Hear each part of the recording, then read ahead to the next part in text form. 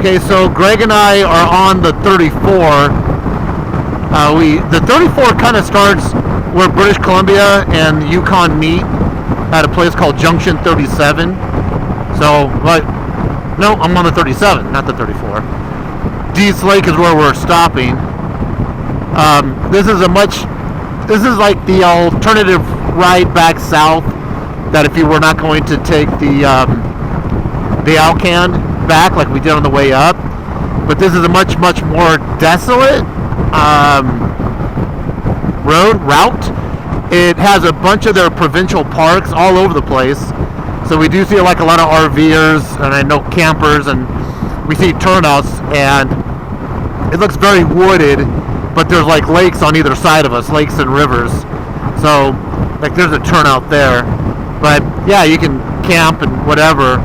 But being that I had the whole KLR issue, I'm on a different bike. I shipped all my tent stuff home. So we're going to be where this was the main portion that Greg and I were just gonna wing it, get what we can, pull over, do the whole campsite thing with our tents and sleeping bags. We had to adjust from that because I don't have my stuff anymore.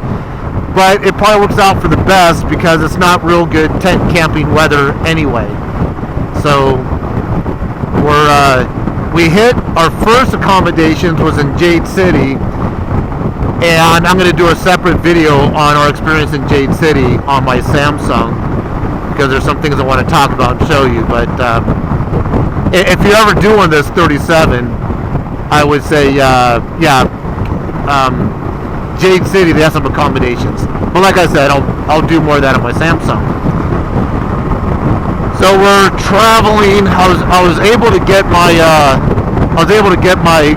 don't know if you guys will be able to see it. I was able to get my digital stuff here in kilometers. So I'm tracking kilometers right now.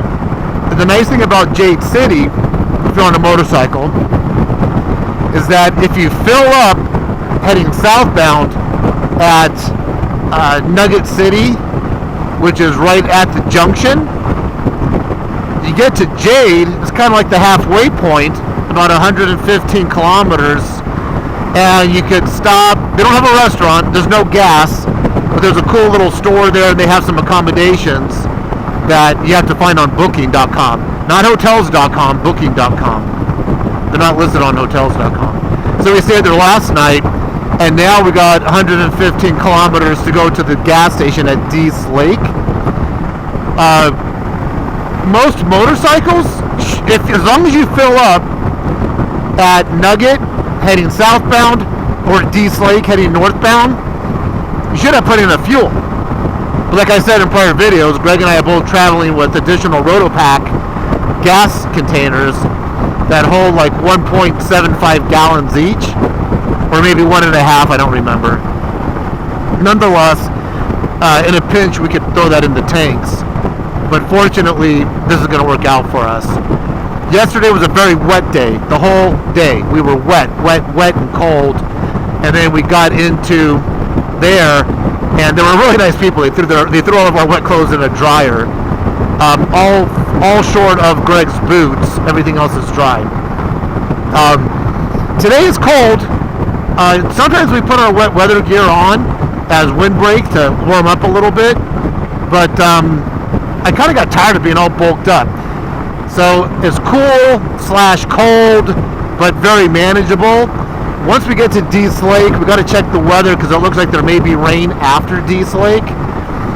And if there is, while we're filling up, we're going to throw our wet weather gear on.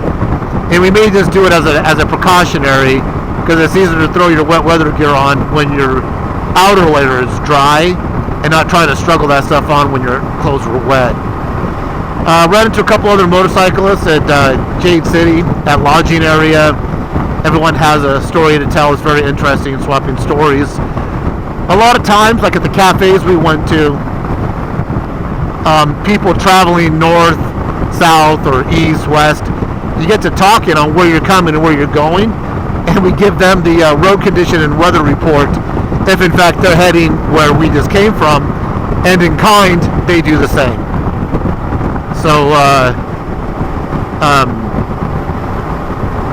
That's that. It is interesting, and I tell you what, the people that are in the Jade City store, Claudia and her husband Robin, they got it's like that traveler's guide to the universe type of thing. I mean, they say we've traveled the world in this one spot with all the people coming through, and they agreed. They said, yeah, there's more motorcycles than ever these days.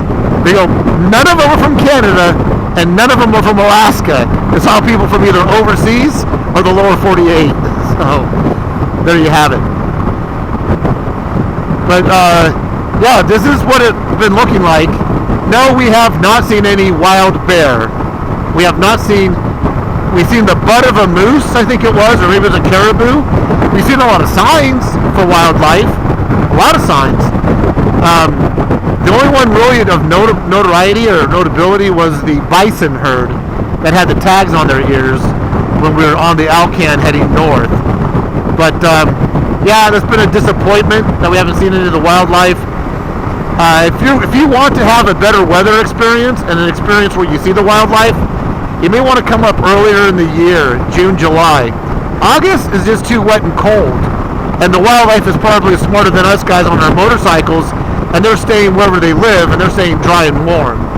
So if you come up in August, I'd have to say, from my experience, don't expect to see the wildlife that you see on other people's YouTube videos that are traveling these routes.